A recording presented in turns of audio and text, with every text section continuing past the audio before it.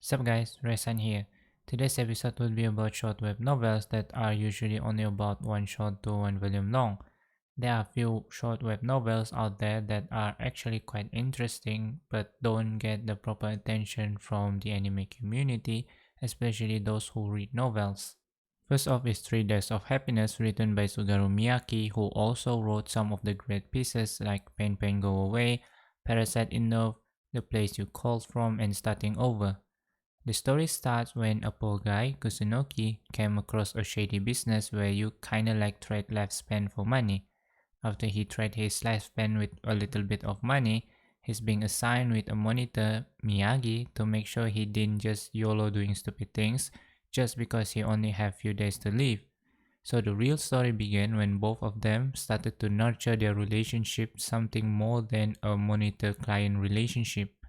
There are also manga version of it, but I honestly prefer the novel because it has these finer details on the story.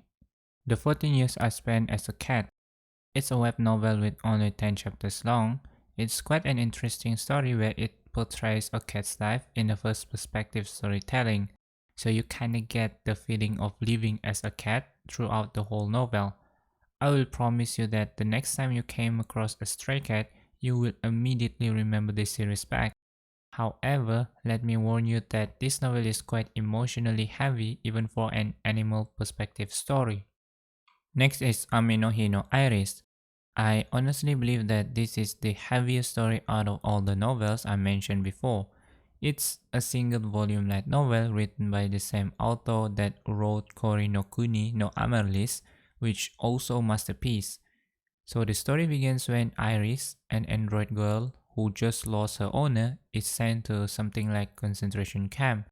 She was sent to prevent herself from going on a rampage because having no owner means no money to maintain her. In the concentration camp, she meets new robot friends and somehow has the desire to pursue her own happiness and kinda have a purpose in life instead of just waiting to be scrapped off. The story is written in a diary-like style, which really gives you the sense of time, adding more feels reading it. If you decide to pick this novel, be prepared. It will be quite a ride going through the story. I mean, trust me, I've been there, man. The last one will be the one time the essay a child wrote over summer break was way too fantasy and sci-fi.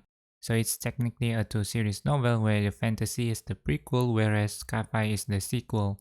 The story is basically about a teacher reading his students' essay about their summer. The essay turns out to be a fantasy and sci-fi adventure, but it feels so realistic to be just an essay homework. So it comes to the question, is it?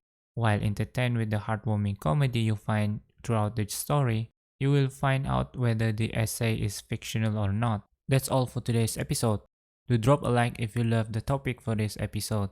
Before you go, don't forget to hit the subscribe button. It really helps the channel out. This is Ray Sun. Peace out.